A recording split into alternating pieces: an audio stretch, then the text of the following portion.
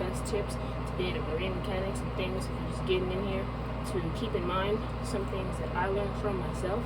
So I'm going to jump right into it. So first things first, when you are doing any kind of work, you want to make sure you take off your shoes before you enter in. Before you enter in people's boats, which is almost, to me, I'm starting to see, it's kind of like people's houses in a way. You want to be able to keep clean because the bottom of your shoes track dirt. Now, if you are wearing sneakers or anything like that, that is not a white sole shoe, you just don't even want to be on the boat.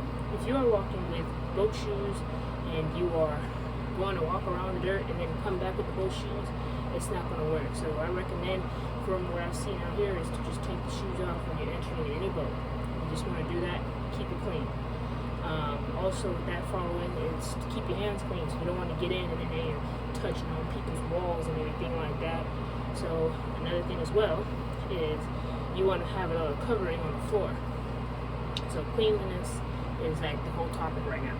Make sure you have like blankets or something they've given that I've seen that you put on the floor so when you walk, if you don't want to take your shoes off, or if it's not able to take your shoes off because the engine or where you're going might be the best thing to do is to wear shoes. So you want to have those coverings, or if you're going to be carrying like a bucket of oil or something, just in case it splishes and splashes on the floor, you want to be able to have that covering on there so you don't get someone's carpet or nice tile messed up or anything like that with these chemicals. So that's that one, number one. So being with that as well, you want to also carry a good appearance when you are kind of a clean. You don't want to be like that mechanic who's like shirt all dirty, and if your shirt or your pants touch something white, the mark is there. So that's just that first topic right there, is cleanliness. Now, number two is your tools. You want to have the proper tools for these type of work you want to do. You want to have the proper tools. Meaning also too, you don't want to borrow tools because sometimes tools here, what I've noticed, and here's something that I've been doing, is they like drop in the water, or sometimes they drop, like I had an extension that dropped in like a bilge, and it was just kind of to a point it wasn't even worth getting it.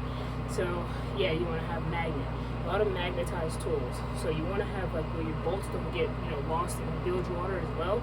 You want to get those sockets, and they have the magnet down in the middle. So when you take a bolt out, say you're doing like spark plugs as well as another thing, if you're working on a gas engine, you don't want to have that fall, or anything else, bolts that's even important to fall. So as you're taking it out in these kind of weird kind of spots. So that's something I really recommend, is getting magnetized stuff, magnetized pads to keep bolts that you've already taken out. Now my third thing is don't leave things unattended.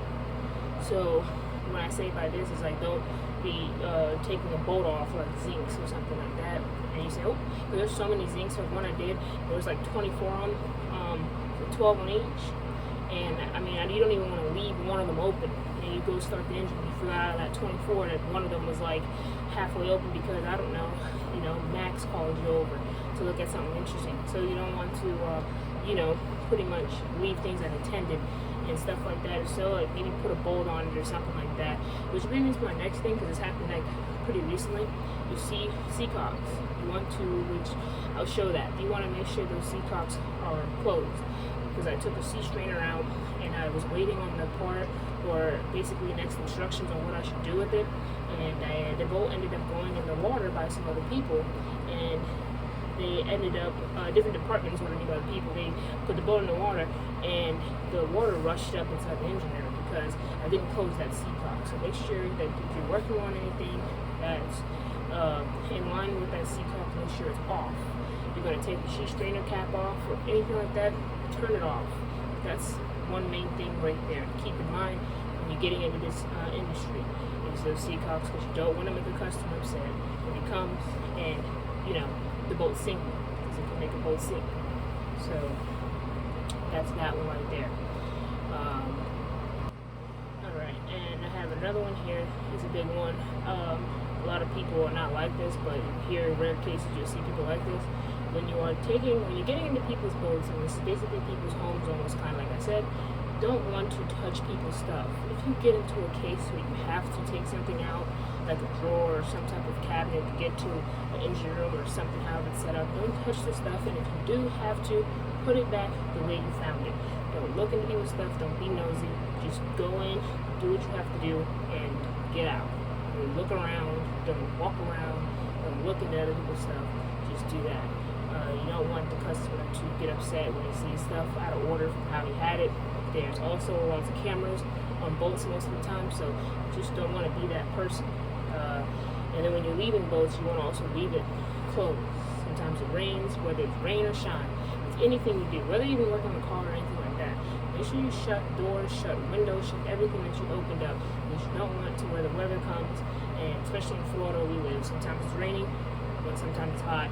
Sometimes it's raining, sometimes it's hot. All in one day. So you want to make sure that you close it up, put everything back. So those are just my few recommendations from what I've been doing and what I've experienced in being in this field so far.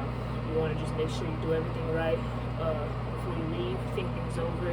Make sure you clean.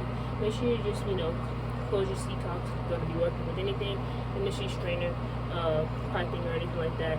Just make sure you just be proactive, be thinking in your mind, so you don't, mix anything up. So that's all. If you have anything else to add, any comments, go ahead, leave it in the comment section. Don't forget, like and subscribe, share these videos. I'm trying to get up there to 500, so going to get there soon. So just bear with me, and I'm going to be releasing a lot more videos coming up soon this summer. So